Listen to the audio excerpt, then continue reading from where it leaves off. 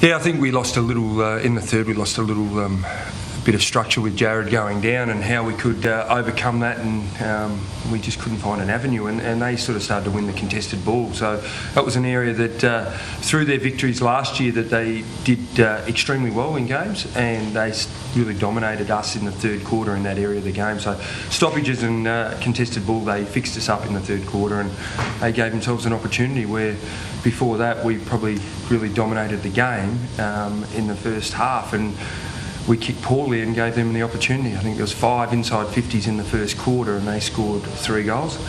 There was 8 in the second and they scored 4 goals. So, yeah, at the end of the day, it's 68, 69 inside 50s to about 36, and yeah. Is a lot of that to do with the fact that Jamison and Bauer weren't there and couldn't control things, or was more about in the centre of the park where the flow of the ball, to control the ball?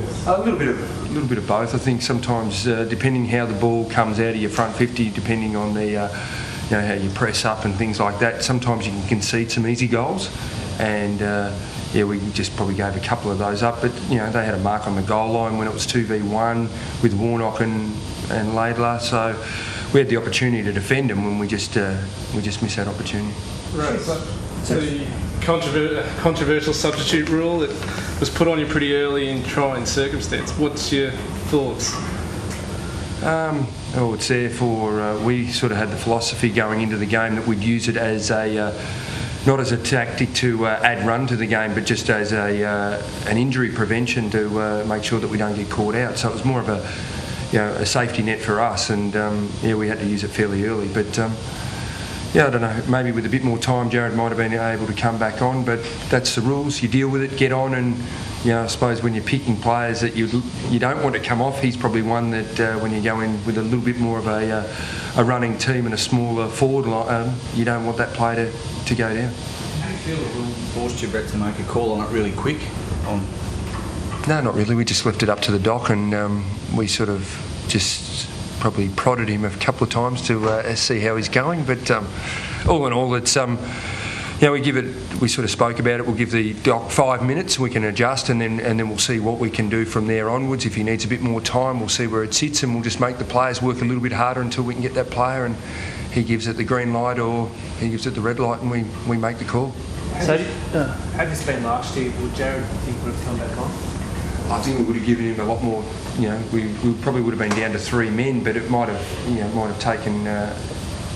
We could have given him 20 minutes or 30 minutes to actually sit back and calculate his thoughts and things like that. When you make the change, you can't take it back. So it was the need to keep 3 players rotating off the bench rather than the concussion rule that meant that you subbed him out so quickly. Is that right? Sorry, I didn't... It was the need for you to keep 3 interchange players in the game rather than the new concussion guidelines that were the reason why you subbed him out of the game so quickly. No, we just got the call that he probably wasn't right and it was going to take a bit longer, so I think we were going to cut into about the 15 minutes or so to get him right, so we made the call that he might not be even right at 15-minute mark, so we just made the call to take him on. What's his overall progress? Yeah, he's not too bad. Was it a concussion or not? I didn't see. I'd seen the ball go in and I've seen Jared on the ground. I haven't seen the footage being down on the boundary. It's something that you sort of watch the play, look at stats, you're on the phone, so I've got no idea. Was it in a marking contest, a ground ball, a shepherd? I wouldn't have a clue. Overall, Brett, overall with the game, do you feel like you dodged a bullet, or are you happy that they were tested and they steadied and they come through? Yeah, a bit of both. I think we played some really good football early and we just couldn't penetrate on the scoreboard, but it was good to be tested. I think, our group needs to be challenged and fight and dig and grow as a team mentally, and I think these challenges that we face are very good for us in 2011. When you go through these, they also build character, and I think the players create a lot of trust with their mate to get the job done, and you've seen teams like Geelong do it over time, that it's hard to erode when you come to big times in games or big occasions. You live for your teammates, and I thought our group really responded really well, and blokes like Mitch Robinson in the last quarter, I thought he played fantastic with Judd and Co, but some of them blokes were outstanding for us in the last quarter, and that's how you earn trust and respect from each other. Do Do you think you'll play Hanson and Warnock and give them as much game time as you did tonight? I'm not exactly sure of the minutes, but it seems substantial.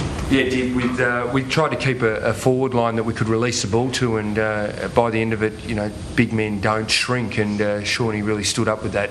202 centimetres in that goal square was very imposing, and took a couple of marks, which is really encouraging. So, yeah, I'm not sure. I think we'll have to look at the grounds, the venues, and probably the conditions. Was it a response though to tonight because of the interchange thing that you wanted them on the park the whole as much as you possibly could? Yeah, we probably would have. We probably wouldn't have left them out there as long if Jared was available. Yep.